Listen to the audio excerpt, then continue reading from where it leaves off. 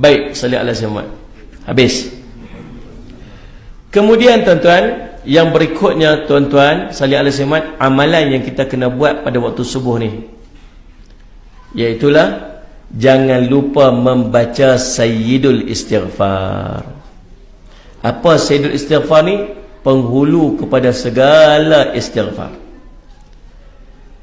Qala Nabi sallallahu alaihi wasallam an Shaddad bin Aus radhiyallahu anhu qala man qalaha minan nahari muqinan biha famata min yawmihi qabla an yumsiya fahuwa min ahli al-jannah wa man qalaha minal layli wa huwa muqinun biha famata qabla an yusbiha fahuwa min ahli al-jannah. Muka surat 28. Siapa yang membacanya pada waktu siang dengan yakin lalu meninggal siangnya sebelum malamnya, maka dia adalah ahli syurga Allah. Dan siapa yang membacanya pada waktu malam dengan yakin dan meninggal pada malamnya juga sebelum pagi, maka dia adalah ahli syurga Allah. Ya Allah, kita ni kalau tak mati siang mati malam ya tuan-tuan, celah-celah tu ya. Betul tak nak? Saya Muhammad, kalau tak mati belah siang mati belah malam. Nabi kata dekat kita, nak jaga kita supaya kita masuk syurga, nak jaga supaya kita lekat dengan syurga, baca Sayyidul Istighfar. Allah akan catatkan kita di kalangan ahli syurga Allah. Apa Sayyidul Istighfar? Kita baca sama-sama tu, bawah tu. Bismillahirrahmanirrahim. Baca sama-sama. Allahumma anta rabbi la ilaha illa anta khalaqtani wa ana 'abduka wa ana 'ala 'ahdika wa wa'dika mastata'tu a'udzu bika min syarri ma sana'tu abu'u laka bi ni'matika 'alayya wa abu'u bi dhanbi faghfir li fa innahu la yaghfiru dhunuba illa anta. InsyaAllah tuan-tuan hafallah. Subhanallah, pagi subuh sekali baca, lepas asar lagi sekali baca. Subuh baca untuk cover sebelah siang, kalau mati hari tu. Faham tak ni? Asar baca untuk cover sebelah malam, kalau mati pada malam tu. Paling tidak mati dalam keadaan membaca Sayyidul Istighfar dengan yakin, maka fahuwa min ahli jannah, maka dia daripada kalangan ahli syurga Allah. Amin ya rabbal alamin, insyaAllah tuan-tuan. Kemudian membaca wirid al-khususiyah selepas solat subuh. Wirid ni ada di belakang. Tuan-tuan tengok pada muka surat 77-78, muka surat dia. Wirid selepas mayang pun tulis dekat situ. Kok tak hafal lagi. Nah, salli ala Muhammad tuan-tuan. Dan salah satu benda, salli ala Sayyidina Muhammad, amalan. Ni tuan tengok muka surat 29 balik. Penting ni, penting sangat. Terutama tuan imam. Dan kita yang jenis amal baca sekarang duduk sembahyang sorang-sorang. Tuan-tuan tolong jangan tinggal amalan ni. Tengok bawah tu. An Abi Dzar radhiyallahu anhu qala anna Rasulullah sallallahu alaihi wasallam qala man qala fi duburi salatil fajr. Tu hadis bawah sekali tu. Wa huwa thanin rijlaihi qabla an yatakallama la ilaha illallah wahdahu la syarika lah. Lahul mulku wa lahul hamdu yuhyi wa yumitu wa huwa ala kulli syai'in qadir. Ashra marratin kutiba lahu 10 hasanatin wa muhiyat anhu 10 sayyiatin wa rufi'a lahu 10 darajatin wa kana yawmahu dhalika kullahu fi hirdin min kulli makruhin wa hurisa minasyaitan wa lam yanbaghi li dhanbin an yudrikahu fi dhalika al-yawm illa syirka billah. Apa dia tuan-tuan? Tuan-tuan dengar elok ni. Barang siapa yang baca 10 kali selepas solat subuh, dalam keadaan kakinya masih berada dalam keadaan tahiyat akhir, Siapa yang baca 10 kali selepas solat subuh, baca apa? La ilaha illallah wahdahu la syarikalah, lahul mulku wa lahul hamdu, yuhyi wa yumitu wa huwa ala kulli syai'in qadir. Berapa kali? 10 kali. Syarat pertama baca 10 kali. Syarat kedua, apa dia? Sallallahu alaihi wasallam Muhammad, kaki masih duduk macam tahiyat akhir. Maksud kaki tak berganjak lagi. Kaki kekal macam tahiyat akhir. Kalau dia duduk iftirash, iftirash lah. Kalau duduk tawarruk, tawarruk lah. Iftirash maksud duduk macam tahiyat awal. Tawarruk macam duduk tahiyat akhir. Kaki kekal macam tu, jangan bergerak lagi selama dia duduk baca 10 kali ni. Syarat yang kedua, dia tak bersembang apa-apa lagi sebelum pada dia. Maka dengan 3 syarat ni, baca 10 kali, kaki macam tahiyat akhir, yang ketiga tak bersembang apa-apa lagi, maka akan ditulis untuknya setiap bacaan itu 10 pahala kebajikan. Lagi akan dihapuskan 10 dosa kejahatan. Lagi akan diangkat baginya 10 darjat. Lagi dia pada hari tersebut terjaga daripada segala yang dia benci.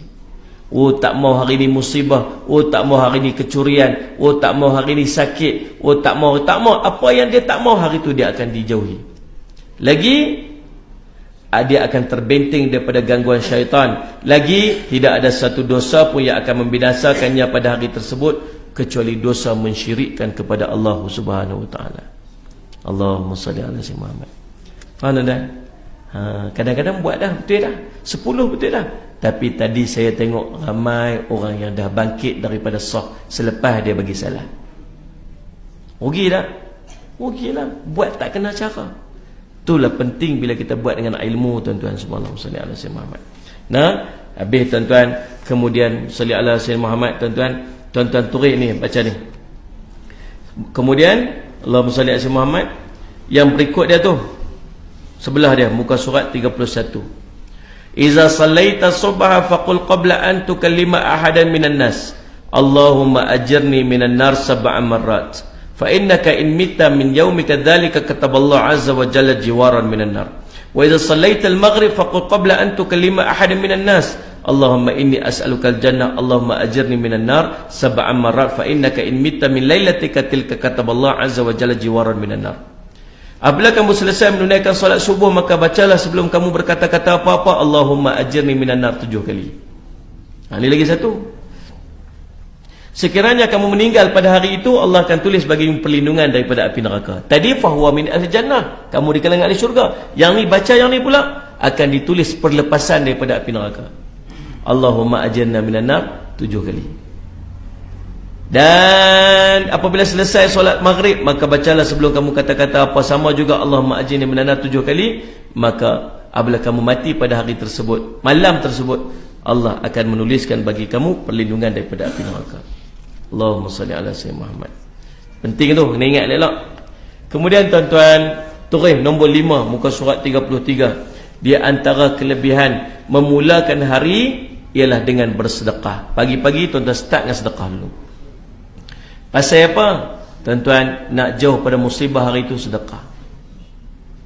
Nak Allah jaga kita pada hari itu, sedekah. Nak Allah ganda rezeki pada hari itu, sedekah. Nak Allah bagi kelebihan pada kita pada hari itu, sedekah.